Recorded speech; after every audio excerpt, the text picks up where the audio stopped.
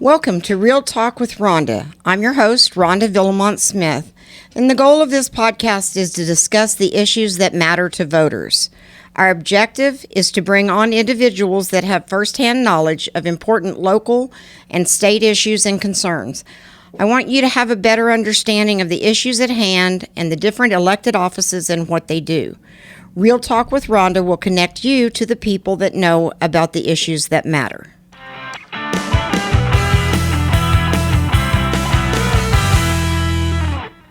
My guest today is Tulsa City Council Vice Chairman, District 8 Councilor Phil Lakin. Phil is also CEO of the Tulsa Community Foundation since 1999. TCF is the second largest community foundation in the United States, and he is known for working with donors, community leaders, and elected officials to improve Tulsa area. Councilor Lakin is an active member of many community and governmental organizations, and before running for office, he served on the State Board of Education and Metropolitan Tulsa Transit Authority Board. The Lakins are members of Southern Hills Baptist Church, where Councilor Lakin serves as a deacon. Phil has been married to his wife, Adrienne, for 27 years. Is that still true? I think it's 28 now. Okay, well, we need to update the website then. And the couple have 3 sons. So a couple of fun facts about Phil. He's been to the last, is it now just 40 or 41? 41 Indy 500s, yeah. 41 Indy 500 races, a trip that he started with his father. And he's also an avid hiker and climber. So you have summited the Matterhorn, Cotopaxi? Okay, because I had to look up how to pronounce that. Right. Mount Rainier, and all of the peaks in the continental United States that exceed 14,000 feet. That's right. So that's quite impressive, Phil. So thank you for joining me today. Thank you, Rhonda. Happy to be here. Well, thank you. I talked to Charity Marcus, and she was like, "You need to have Phil on because so many people are asking questions about how things are going on in City Council." Right. And she said he's the longest serving member, except Jeannie said that she's also the same. She's been there the same amount of time. She takes alphabetical listing priority, so she technically is longer serving than me because her last name starts with a C. There you go.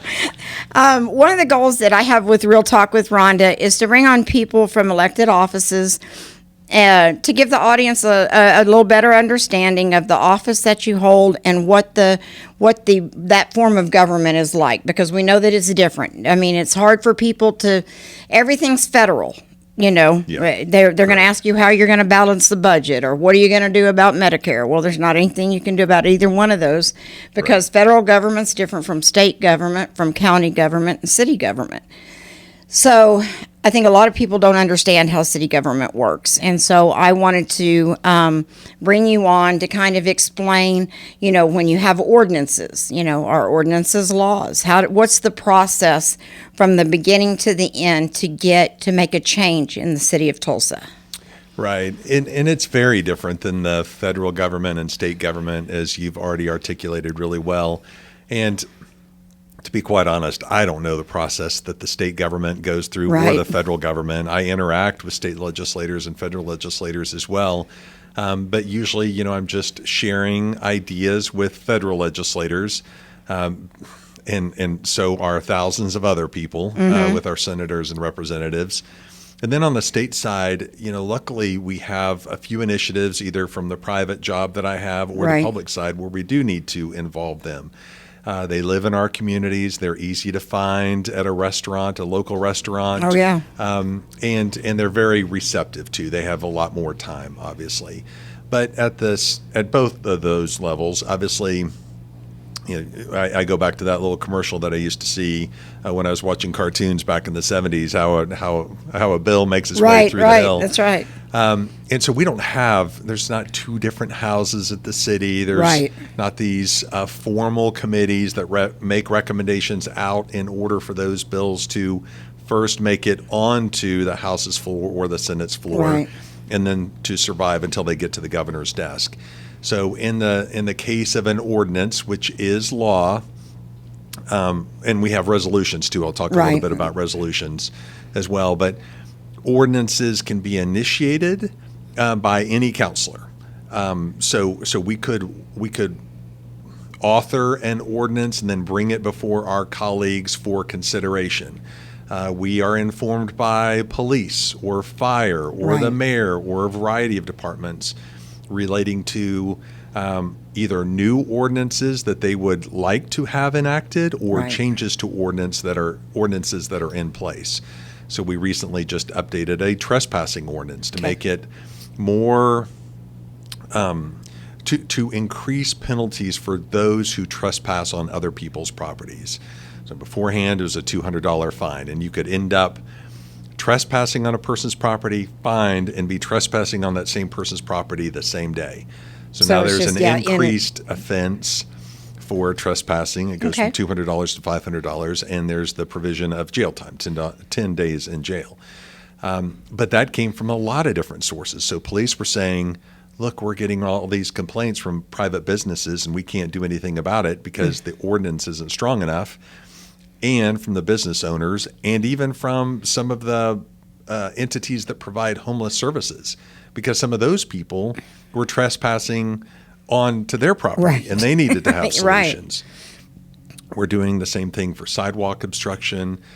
So there's a bunch of different ways that ordinances can make it to Right. the council for consideration.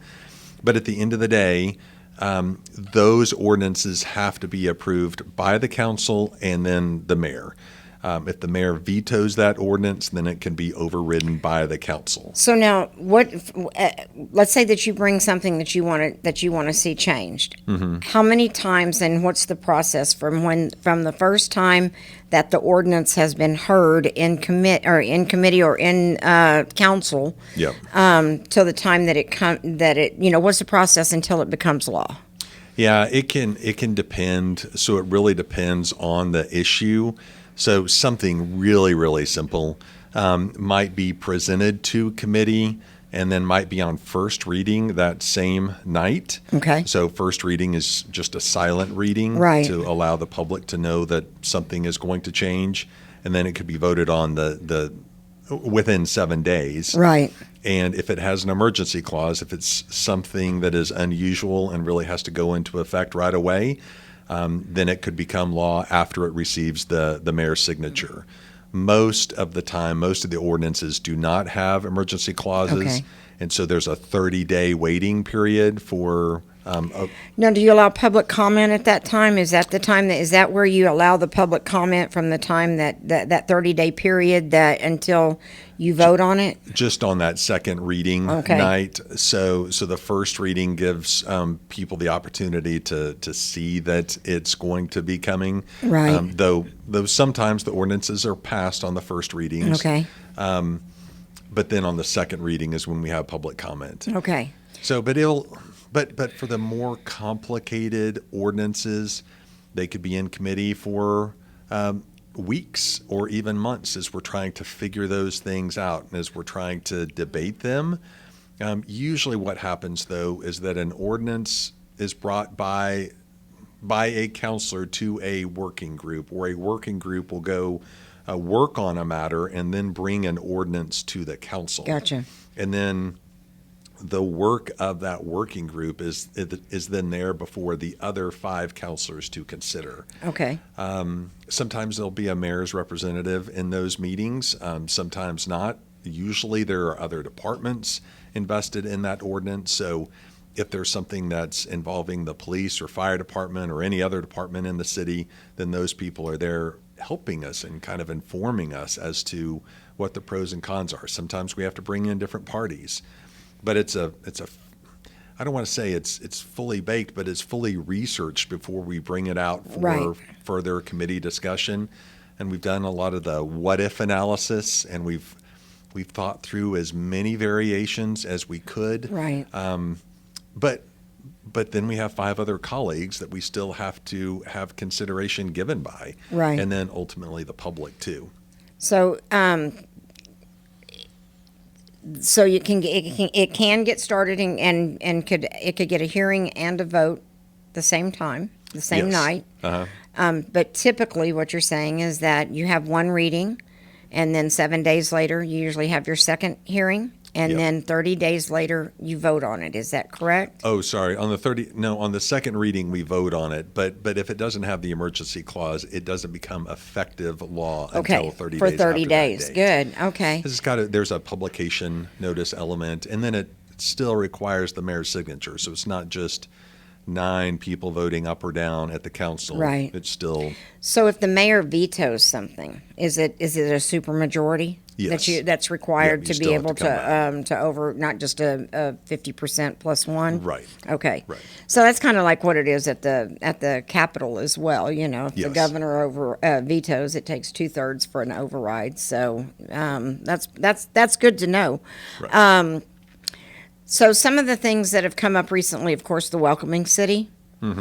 Yep. Created a bunch of, Safe city. Safe Yeah. City. That's right. Right. Safe City. Okay. Uh-huh. Yeah, because I forgot about that. We had that one. So the Safe City created a whole lot of questions, and of course, it was right in the middle of all of the hullabaloo about we're gonna at 31st and Memorial we're gonna process 15,000 illegal immigrants a week, and I'm just like, first off, you got to think about that number. Right. That's That was- impossible. So I mean. That was right. The customs facility is what I heard, that 15,000 people were going to come into our city through the customs facility, the new one at the airport. Right. And I did So you're part of the airport authority, right? No, Or no, you're no, not? I haven't. Okay, no. I didn't know if the city council was part of the, or is that the county? Is that county? I really don't know the makeup of the Okay. airport authority. I know the mayor's on the airport authority Okay. and some other individuals. I know them by individual. I don't know necessarily if What they're makes up tied the, to. the, okay. Right. Well, the reason being is that, the reason that we're having the customs brought in is because we're going to once again be an international airport. And to be an international airport, you have to have customs. And Right. so. We have very limited customs right now. It's Right. good enough for very small planes. Right. And But I not think- enough for people wanting to fly to Cabo or to Cancun or whatever.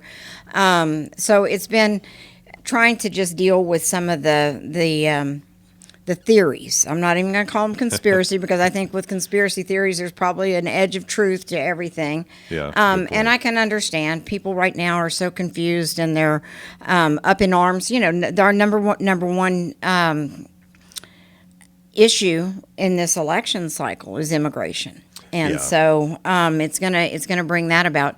So can you tell us about what the Safe City was, and then what's going on with illegal immigration? Are we a sanctuary city? Because everybody's like, Sure.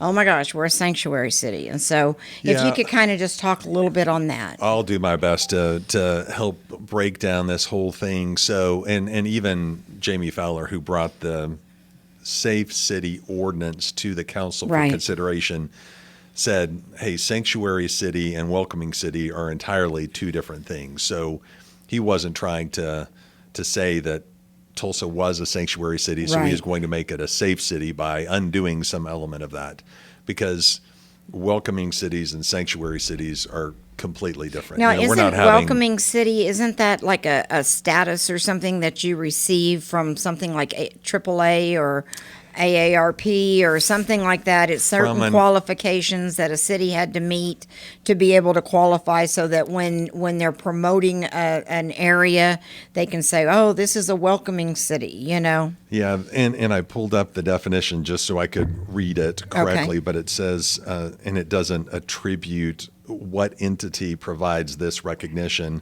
but it is important to note that city and county governments are involved in this. So it's certified welcoming is a formal designation for cities and counties that have created policies and programs reflecting their values and commitment to immigrant inclusion. This innovative program assesses city and county governments on their efforts to include and welcome immigrants in all areas of civic, social, and economic life in their communities. So illegal immigrant wasn't in there at all? No, Okay. no, and the mayor has been very forthright in saying, hey, this deals with legal immigrants and legal immigration. He makes reference back to his Irish heritage, and he also makes, I myself, I don't know if it was my great-grandparents or great-great-grandparents, which group of Italians Somebody came over and started at least half of my family. That's right. My mother's half of the family. But in the Safe City ordinance, and I told Councilor Fowler this directly to him, just so that he knew my position, and Councilor Bingle did, and others did as well. So first of all, we were surprised by it, and it's never good to be surprised by an ordinance, especially by one as significant as this. And then second, I offered, and other people offered, to just create a working group with him so that we could do that what-if analysis and really go through and just say, okay, if you add these words to your ordinance, then they're going to have this effect. Right. If you say asylum seeker, which is what he added at the very end, then you're including an entire class of people that may be here legally, just going through the process. So we brought, I don't know, tens of thousands of people. The United States brought tens of thousands of Afghans out of Afghanistan because they were supportive of freedom and democracy and United States forces. We ended up with, I think, 800 Afghan got a bunch of them. Refugees that are going through that asylum-seeking process. One of the leaders of the Veterans Affairs group in Tulsa said, it may take those people 10, 15, 20 years, just as it took the Hmongs, just as it took others that got here through legal status. So back to the ordinance. It was brought to the table for the first time. We debated it, which normally is done in working groups, but Councilor Fowler just decided that we should do that in the committee, the council committee, instead. We made some suggestions to him. He brought it the second time with some amendments. We again were asking him, like, what are you wanting the ordinance to do that we can't already do? So the council has full budgetary authority. We approved the nearly $400 million general operating budget, and then there's other elements of the budget too that go far beyond that, but they're very focused and very defined. So if we really do dig through the budget, then we can verify that no illegal immigrant is going to receive any direct benefit from any of our public funds. And this ordinance was going to just create a situation where public funds couldn't be used for those things. And my question back all the time was, well, we already have the power to keep public funds from being used. And so there were, and then on the third time, there were increased penalties. Asylum seekers were added, 71 different edits, and we really received it about 15 minutes before the deadline to receive the ordinance. So it was very rushed, and it's a very dynamic topic. I agree. And I want our city to be ultra safe. All of us want our city to be ultra safe. But we as councilors can't affect the southern border crisis. There's nothing that we can do. I think our state legislators can do a little bit. Our governor can do a little bit in support of the other states that do actually have a border. Well, and we do. With, we've sent National Guard down to Texas to help them out and stuff. Right.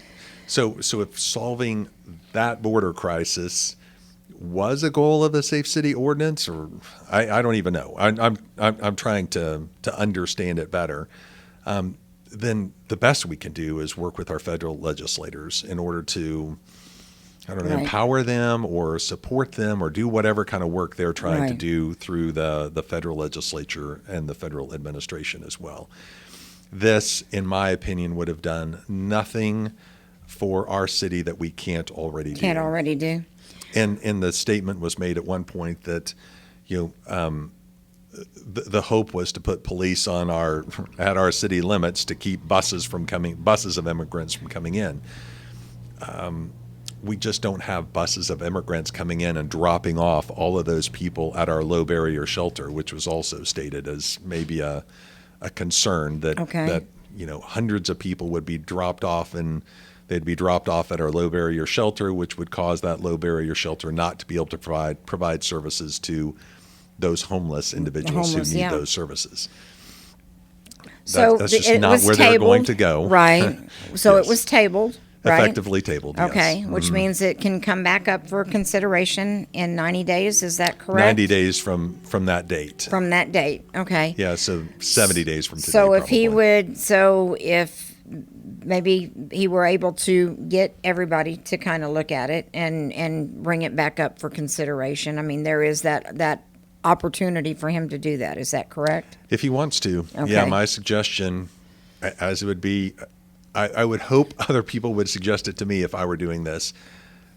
No surprises, work with others, do the what if analysis, try to understand all the implications, test it out before you ever get in there and bring it up for consideration by your fellow counselors. Right. No, I think that's a great idea. I mean, I know that his heart was in the right place and not wanting to, spend public funds on illegal immigrants, especially when we do have the homeless problem that we do in Tulsa, as well as, veterans that are suffering as well. And so, and I think that the feel of the community is that we want to have, we want to make certain that our tax dollars isn't going to illegal immigration. I mean, and it's because we see the effect of what's going on. We can see what's happening, with the hundreds of thousands of people that are crossing our border, and without us having any knowledge as to where they are. But right. And I think that's one difference too. Those sanctuary cities are being targeted by the states that are receiving all of these immigrants, and their governors are basically saying, okay, well, you wanted to be a sanctuary city for how's that working for New York City? Right. And so the state of Texas and other states are just, they're receiving so many of these people. Individuals, so they're busing them so that they can receive services in other areas, and it is costing them a lot of money. But they're not being bused to the city of Tulsa, as we got confirmation from Governor Stitt and also the Texas governor. Well, that's Governor good to know. Abbott. I Yeah, mean, right. but I've heard, I've had people say that, okay, well, I've seen a bus full of people get off, downtown, and they've got, gift cards, and they've got, money and everything. But that's homeless. That's what I'm thinking. Those are the homeless people that they're shipping out of other. Can you talk about that? Have you heard anything about that? Because we hear that they do have at least a bus that comes in, drops off right near the Greyhound bus station, or right at the Greyhound bus station. They get off. They've got $100 gift card, and then that's pretty much about it. And they're here. I've heard those stories too. And I've talked to a lot of people who have been at the Greyhound station, and a lot of people who are doing these point-in-time counts of the homeless. They're saying that when they do the counts, when they're asking the people who are literally on the streets, where did you come from? 73% of the time they say, just right here in Tulsa, Tulsa County. So that leaves 27% still out on the table. Right. Don't quote me on this number, but it's pretty darn close.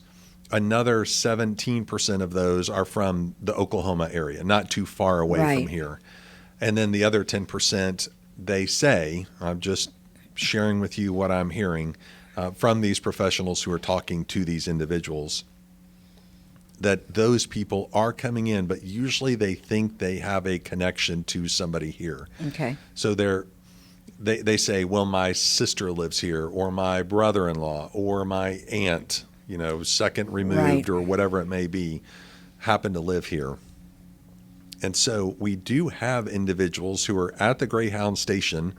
I don't know where they get this money. It may be their own money, but they're saying, well, let's call that aunt and let's find out if she has a place for you to stay. Right. So they stay there, try to make the contact. And if that aunt isn't there or doesn't want that person to come stay over, with them, right, then they provide money for that person to go to the next relative's home in wherever that next relative may live. I don't know how much it's cost them or but I know that we are causing people to get back on the bus as well to move on to the next place where they could maybe have a couch to sleep on or something like that. Well, now I know that in talking to some people from John 3:16, I believe that that's one of the things that they try to do is they try to connect the person back with their family, because that's where that person needs to be. But I think a lot of our, and I don't know if you feel the same way, I think a lot of our homelessness has to do with our mental health problem. which It really does. our state has abdicated its responsibility Right. in regards to mental health. I'm not going to lay that at the city's feet. You guys have enough. I lay at your feet, but I think that we've got to do something about the mental health. You should not have to go to jail to get help with your mental health, and it It's a seems terrible like place to that's get it. yeah, and it Yeah. seems like that's what we're thinking now with shutting down all the different hospitals and homes and stuff, where there's no place for these people to go just to even Right. try to get started. I was talking to someone the other day, and we talked about, wouldn't it be nice to be able to take the money that we have to invest in putting them in prison or putting them in jail, and pay their bills for a few months for them to get clean and to be able to get the help that they need, Right. and so that when they come back, they will have a job, they will have a home, because sometimes people don't seek help in mental health because they're afraid that they're not going to have anything to come back to. Right. And I think that, but it's just weird the way that we're seeing such an influx of mental patients. I mean, it's nothing. We can stand up here and look out the window, and they're pushing carts up and down 51st Street all day long. Right. Yeah, we have a major homeless problem here, Right. but in unfortunately every other major city in the right. United States. And I've been trying to figure out, why and how, because our economy is really pretty darn good Yeah. if you compare it to all the other years going back to the 60s and 50s. And so it would feel like there would be enough homes and other things for these people to find, but the reality is that we're 13,000 homes short. We have 2,000 people on a waiting list right now for a home. Their paperwork is all in order. All they need is a Wow. house, and we can move them into a house. But we don't have homes for them. Evidently, But would the they be amount able of to take care of those homes once they got in there, or are you talking about an individual living in a home by themselves? yes, And not like a home where there's multiple people living under either the same roof or within the same building. I think it can be a wide variety of things. So, Right. so of those 2,000 people, you could have a family of 5, you could have a person of 1, or Right. anything. Right now, evidently, there are 800 homes being produced, and I use homes Right. very broadly. So it could be an apartment or it could be a single family home, but we need 1,300 being produced every year. And so in IOT 3, Improve Our Tulsa 3, which voters approved last year, we put Right. $75 million in that tax package. And it wasn't $75 million to fix the problem on our own, but it was $75 million to fix it with the help of corporations, foundations, philanthropists, state Right. resources, federal resources, everything else, so that we're leveraging our $75 million. So maybe we have $350 or $400 million Right. to build the 13,000 homes that we need to build over the next 10 years, those 1,300 per year. So now I've heard that y'all have purchased a couple of hotels or something. Was that right? Or you're going to convert some hotels or something just to converting- living? Yeah, so there's various stages. So let's just take the very basic stage. So the low barrier shelter is a very expensive shelter, but it's for the worst. I hate saying this, the worst of the worst, the ones who can't even be Take care of accommodated by themselves. shelters. Okay. So they're being referred by shelters to the low barrier shelter Okay. because there are so many additional needs that these individuals have. So we're working with City Lights right now to try to find a location for that low barrier shelter. Second is that we're doing this emergency temporary housing. So these are individuals who are capable of living in homes by themselves. They need some support services around them. They need to learn some things and to have some stability reestablished in their lives. But we will rent about 5 motel rooms in, let's say, 5 or 10 different motels. So we're not taking over an entire Right, motel. We're okay. just We're just putting 5 into, a motel Right. a facility that may be 50 or 60. So are you finding that the hotel and motel owners are agreeable with this, or is there additional liability that they might take if the room is destroyed or anything? I mean, that They has have- to be a fear of theirs. Could be. Or concern, not a I'm fear. not directly negotiating with the motel Okay. owners on this. We have a housing department Right. that is working on that, luckily. So it's led by an individual whose name is Travis.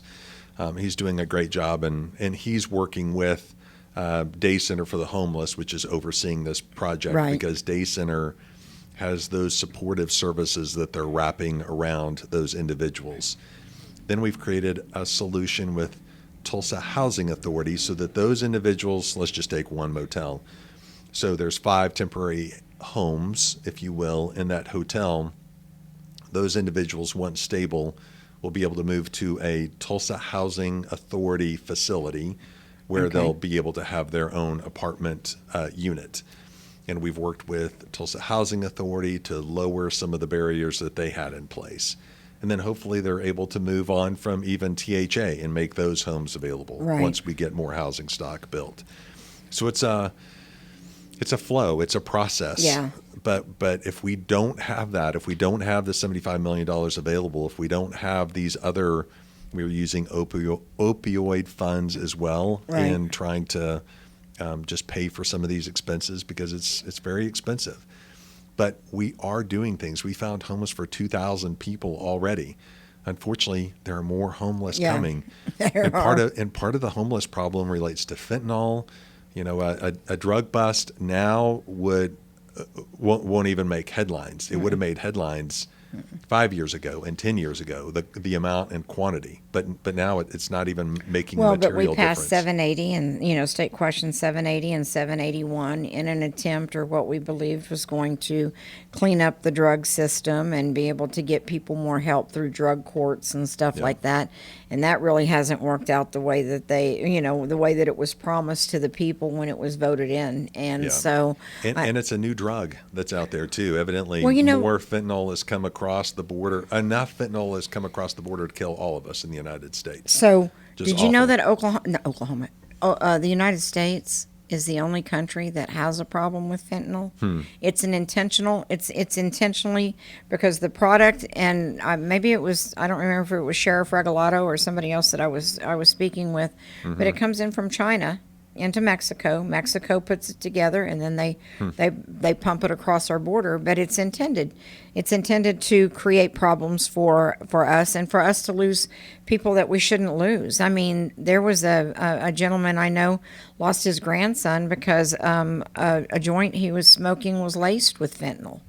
And and so it can happen when you don't even know that you're doing. In fact, I had to tell my husband, look, if I die and it says I have fentanyl in my body, I want you to know I did not take that. Right. It came Right. Yeah, me neither. because it can come through it can go through your skin, it can come through your your very air. scary. So it's a drug that's intended to kill Americans, and I think that Yeah.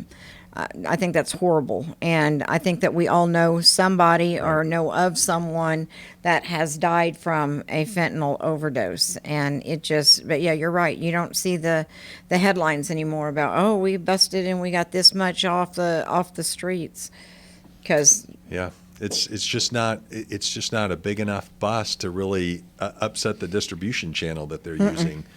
One last point on this is that we're really trying to be very intentional, especially for those with mental health issues, of getting the right resources to them.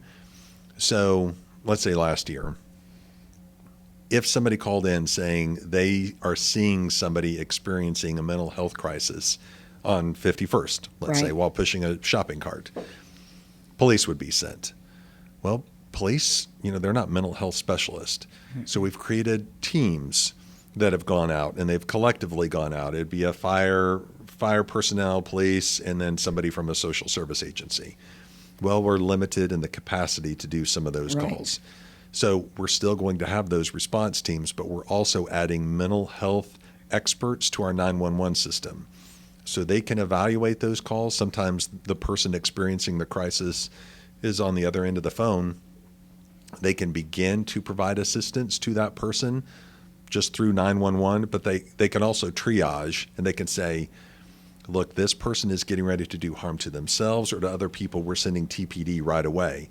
Or they can say, this person's not doing any harm to himself or herself, and we're going to send a mental health specialist accompanied by a Tulsa police officer at some point.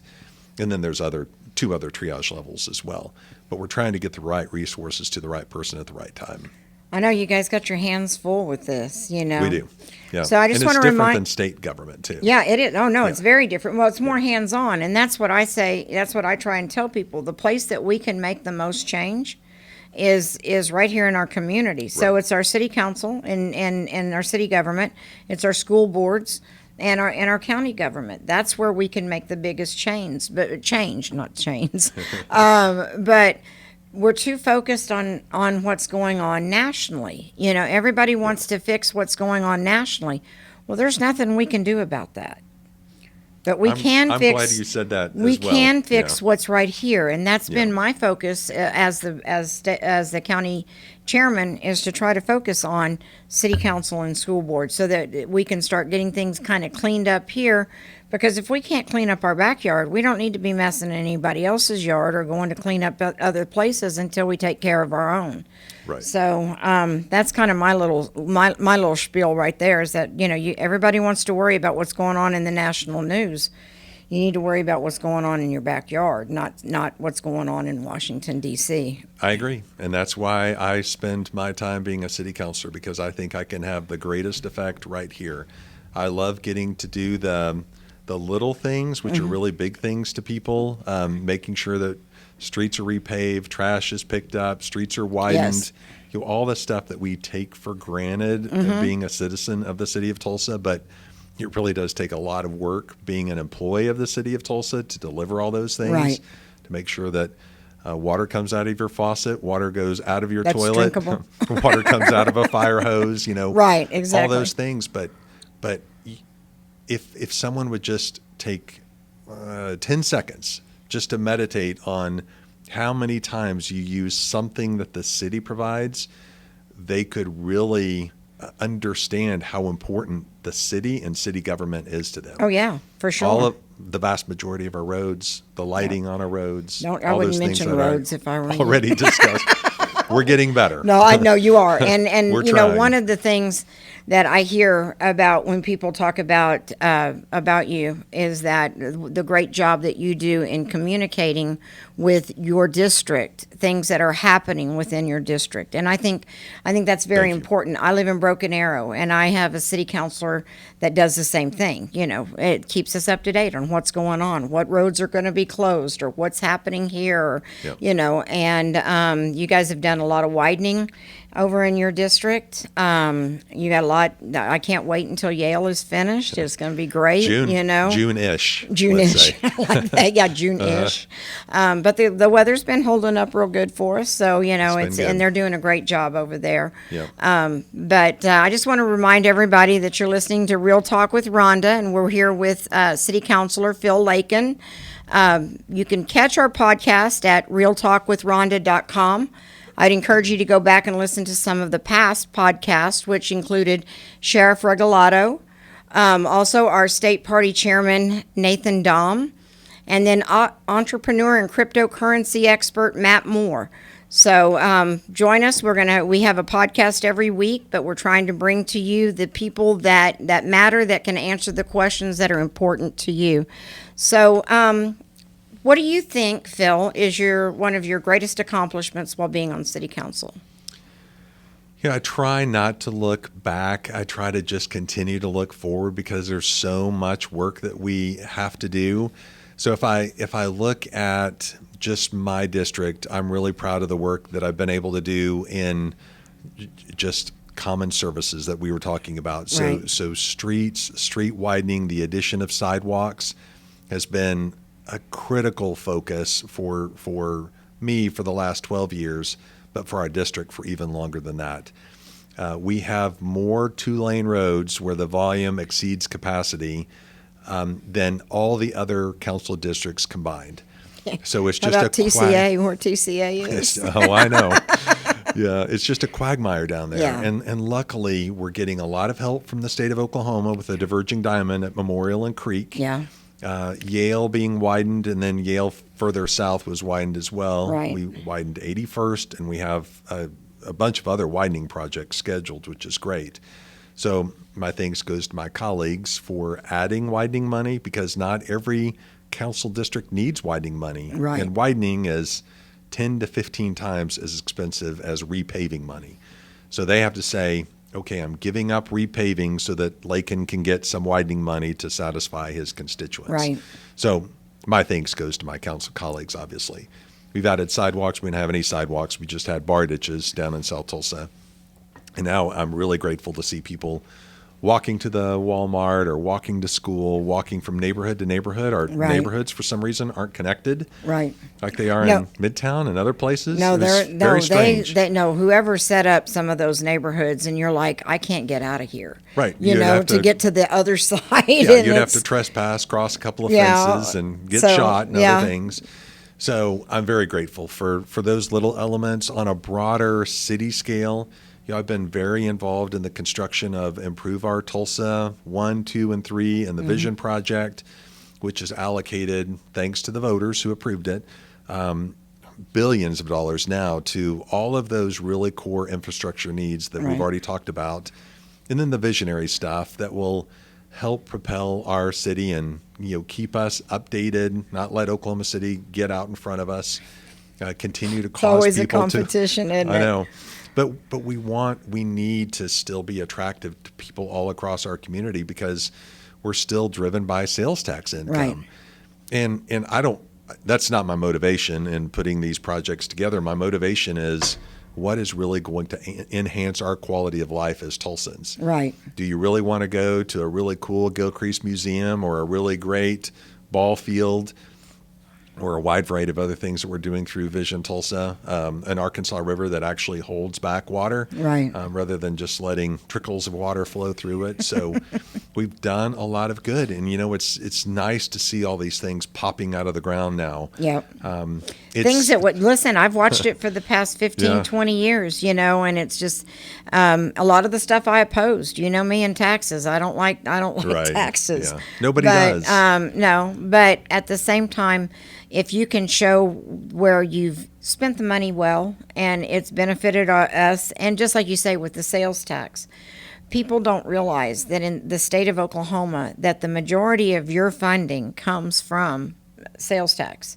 Right. And so we have to have sales tax. So when the governor gets rid of sales tax, when he says he's getting rid of sales tax, I don't want people to think that I'm going to go to the store and it's going to say zero, because it's not. Because we still have county and we still have city taxes Right. that still have to be paid. So it's going to bring your percentage down, but you're still going to have to pay sales tax, because that's how we are able to fund the majority of our of the projects that we have, or Right. actually your budget is based off of that for the Yeah, most part. if you take our $400 million general operating fund, almost 2/3 of that or so comes from sales and Yeah. use taxes, and then there's a wide variety of other things that make it up. But of that general fund, almost 62%, 63% goes to police and fire. Yeah.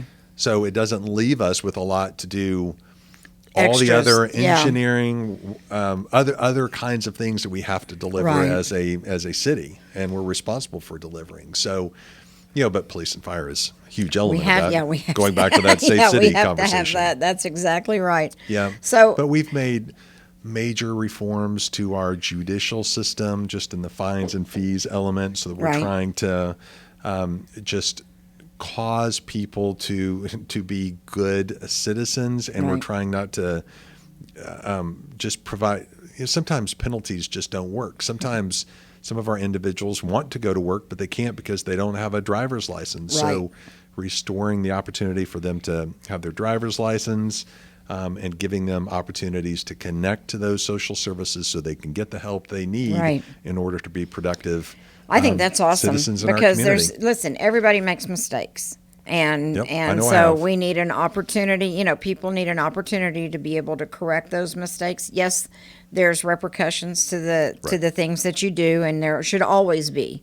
But there should also be grace and mercy as well. And so Yep. if we can then say, okay, you've paid this debt, you've done this thing, let's help you get to where you need to be so that you can once again put this behind you and be a more productive, citizen for Right. Tulsa. And so I love that. So There's and just one more point Sure. on that. There's just a lot of. Sometimes I just approach things the city from my perspective. Right. I have an 8 to 5 job, let's say, and I can't figure out why somebody can't go to court between 8 and 5 to go take care of their traffic ticket. Right. Well, some people aren't available to go to court. They can't just walk out of their white collar job Right. and take a little bit of time off to go take care of their traffic fine. So they get a warrant. And then once you have a warrant, things get continuously worse Yes. for you if you have failed to pay that. So we're offering night court. We're offering a whole bunch I of think other that's and awesome. court reminders just to help them never get into that trouble to Right. begin with. Just because of a simple $35 traffic ticket or some other kind of ticket that is relatively minor in the grand scheme yeah, of you things. can't. Then you never seem to be able to dig your way out of it. It's kind of like a Right. It's kind of like a bounce check.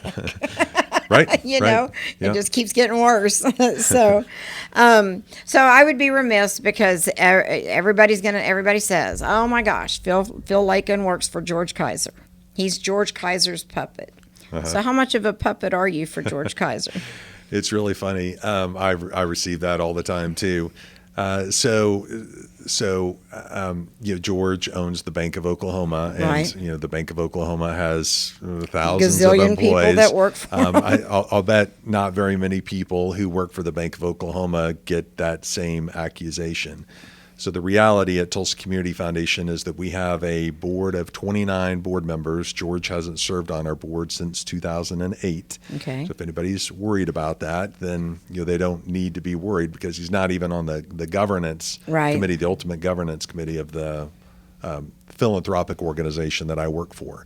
We also have over 2,000 donors who have funds at the Community Foundation. So to say I would listen to George over all those other 2,000 Right. donors is not true Right. either. No. So, and George just doesn't provide advice in that space. He never has. It's not. That's your job. I mean, It's not like I talk to George every week or every Right. day, not even every month. It's been many months since we've directly talked, just because, everybody just needs to think about it. Yeah. George is a very busy person, and he's not worried about the things that I'm doing through my city council job or through Right. the community foundation job. He's got other things to worry about. Yeah. Well, I was accused of meeting on a regular basis with G.T. Bynum, with the mayor. And I'm like, really? I said, the last time I met with G.T. was in September of 2021, Yeah. and it made the newspaper. So, I'm not his hand. I don't come in and do all these things. Right. I'm just trying to offer people a logical way of looking at things and not thinking that there's somebody behind or somebody's always pulling the strings on what's going on. And, I've tried to explain that, you can work at BOK, and while George Kaiser owns BOK, that doesn't mean he calls you every day and talks to you or anything like that. It means that you work for BOK. And Right. and so it's just like that Or- you work for the Tulsa Community Foundation. It's not and he doesn't pull your strings. So I wanted to get that out there. Yeah, thank you. Because I like for the words to come straight from the horse's mouth. I don't want it to be, well, you said or anything. And so I'm glad that we got that straightened. Sure, and to his credit and to the credit of so many other people who employ other people, there's generally this frame of reference for them that they hire people different than them with different political philosophies or different religions or whatever it may be. And I think some people who think that George is pulling all the strings to control me or whatever, if they looked at themselves could somebody say that about them? Yeah. Because of who they work Who they work for. And the chances of that are virtually zero. So Right. and the chances of that are zero in my case as Right. well. Well, I wanted to get that cleared up. We're about 10 minutes out. So one of the issues that's important to me, because it's coming, it's going to be coming up in the near future, and there's a big push for it, is open primaries. And the city council race is nonpartisan, so you don't put who your, what your Right. political affiliation is or anything like that. An open primary would put everybody on the ballot at the same time. Republicans, Democrats, Libertarians, Independents, the top two vote getters. So it's a jungle primary, essentially. The top two vote getters, if no one received more than 50% of the vote, would go to the general.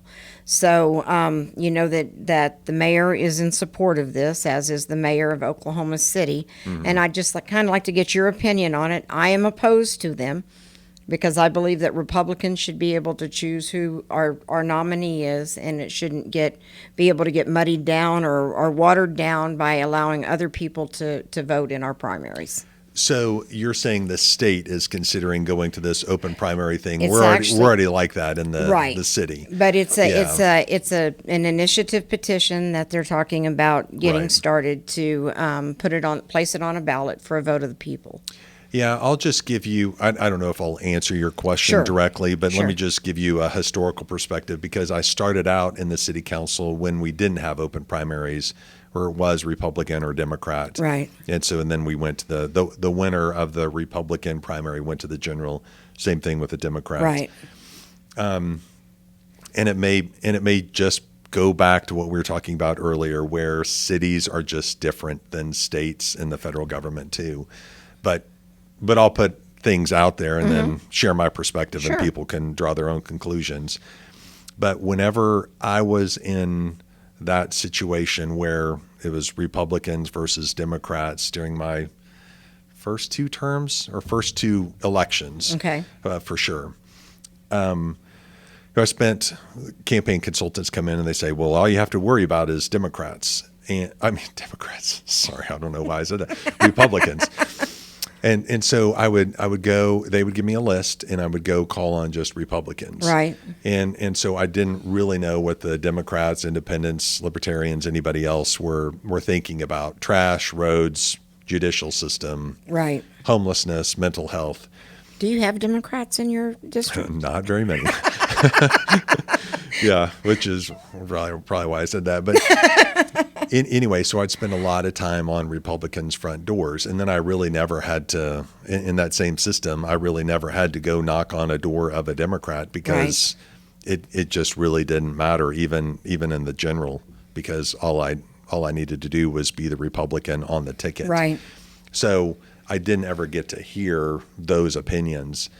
Now, the situation could be that I'm asked by my political consultant to go talk to anybody who is most likely to go vote. Republicans, Libertarians, Independents, Democrats. It doesn't Right. matter if these people are going to go vote. You need to make sure that they know who you are. But also you need to know what they're thinking about our city, what services they need, and everything else. So from my perspective, it has helped me understand the broader needs of our community, because I, as a city councilor, represent the broader needs. Right. I just don't represent the Republicans, right? and what but their that's needs in any are. elected official. You have to is. realize that It you is. don't just represent your party. You're Yeah. you're a representative of every. Just like I try to explain, I'm not just representative of the people that are active and involved in the Republican Party. I represent 183,000 registered Republicans in Tulsa County. Yeah, And right. so, and sometimes people don't understand that, but I see where you're coming on that. Yeah, and so I guess in one way, from a city perspective, where we're in touch with those individuals so often, and we're taking care of core services. Yeah. The ordinance isn't going to. Our ordinances aren't going to make a distinction very often on moral grounds or Right. political grounds even. We're creating ordinances, regulations, resolutions, other things that really do focus in on public safety, transportation, elementary things like trash pickup, and they affect all of us equally Right. in the grand scheme of things. Now, obviously, we're going to have different convictions and religious persuasions and other things that cause us from time to time to think differently about particular ordinances. Right. And that's come up a couple of times on some items where, the majority of us who happen to be Republican have not voted with some others who have just a different philosophy Right. or a different perspective. Well, and one of the things, the only thing about the city council with the race that I don't care too much about is the fact that they don't put your political affiliation next to it. Okay. Right. Even though it's Yeah. and it's a nonpartisan race. I put mine on my information. In your right. Well, and that's a good thing. Not everybody does. No, but because not everybody's really proud of what their party is. Right. But I think that, well, I know in an open primary they will have their political affiliation next to each one. But Okay. here's the thing. Yep. Let's say that you've got a race, you've got 7 people in this race. And you have your primary, which is going to be, you vote for one person out of the 7. Yep. The top 2 people go. What happens if the top 2 people are Republican? The Democrats are going to have no chance of winning, and so I just don't see how this would be really beneficial for either party. I mean, I'm not just looking out for the Republican Party, but the Democrats do already allow independents to vote in there, so I guess that wouldn't really. It's a good point. I haven't done all that what if analysis. I've just, in my races, there's always been either 2 or 3 people. Yeah. In the first ones where there was a closed primary, either I did win or I didn't win the Republican nomination to go to Right. the general. And so I have had a race where there were 3 people before. And then in the other cases, I've just been running against one other person. So I never have experienced this multiple contestant situation where it could have panned out just as you articulated. It can get really crazy. Yeah. What do you think about, because I think you've been in during that time too, when we used to have where you did your primaries in June, and then your general in November. And if you'll remember when Mayor Bynum beat Dewey Bartlett, Oh, right. then there was that almost 6-month period that Long we time. had a lame duck mayor, and so we since moved it to the primaries being during the runoff, which is in August, Right. and then Late the August. general being in the general election. So, do you find that works any better? Do you have a feeling or anything about that? I didn't have an opponent in that June to November time span, but it was very odd whenever we had GT being the known mayor-elect, Right. and then Dewey being the lame duck Right. mayor. And I know it created complications for us on a council from a council perspective. Right. I know that I did create headaches for Dewey because Dewey was trying to make some appointments, which Right. he has the power to do as mayor. And I was saying, hang on, we have a known mayor-elect. Right. Shouldn't we let him make these appointments? And we didn't see eye to eye on that. And that's okay because Dewey's still my friend. Yeah. He was not, But, he we was can not friendly agree with to- me then, but that's one of those things. But we can agree to disagree. It's just like everybody. It's Yeah. just like everything Yeah. else. We're not going to always agree on the same things. Yeah. It does feel better to have this August to November time frame now. Mm-hmm. It's a shorter campaign season Right. between those 2 time points. Filing in June and then hopefully having the matter resolved in August seems to work better too. I don't think I, as a citizen, and the vast majority of citizens have the bandwidth to just take care of managing all these campaign brochures that come out Right. from not just me, but my opponent, and then all those other people and things that are on the August ballot.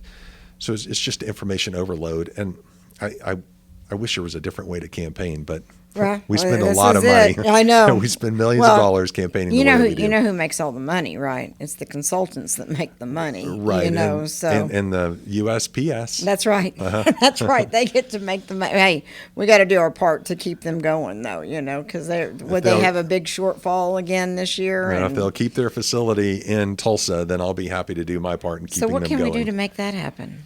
That's a federal deal. You know, I said to the people who are really working hard on the local councils, even the Broken Arrow Council, they're saying, hey, we need to get letters of support. Nobody at the United States Postal Service cares if the council in Tulsa, Oklahoma says, hey, keep our place open. Right. But if our 2 senators and our 5 representatives send a letter, they have some authority. Okay. And I know they don't have necessarily all the budget power that's necessary, but I would pay attention to a letter signed by 7 United States representatives versus 700 local city councils. Is this my homework to get absolutely. get that letter? Please do. Please get that do. letter More power signed to by you, them. and I'll help. Well, no, Yeah. I think that's a great idea, because I think that moving it to Oklahoma City and making it what they're talking about doing is going to delay so many different things, and it's going to create a lot of problems for people that do rely on the mail to receive their bills, pay their bills, and all of that. It's Medication. not going to be a pretty thing, I don't think, when it's all said and done. I agree. And once it's gone, it's gone. That's it. Yeah, we because won't they're be not able going to get bring it back. No. Well, thank you so much for your You're time. welcome. I Thank you. appreciate it so much. I really look forward to getting to talk to you. And it's funny, we played cat and mouse. I mean, we were back and did. forth, but we were able to make it happen. So thank you. If there's anything that we can ever do for you, please don't hesitate to reach out. Thank you. I appreciate your service. And I believe you do have an election again. Well, yeah, you have to run every 2 years. Yes. So city council runs every 2, mayor runs every 4 years. So this is the time we get the mayor and the city council at the same time. That's right. So, and all 9 councilors are up for reelection or have open seats because they're running for other positions. So everybody needs to stay aware of what's going on and stay involved. I'm Ronda Villamont Smith. This is Real Talk with Ronda. Please join us again next week. You can get our podcast at realtalkwithronda.com. Thank you.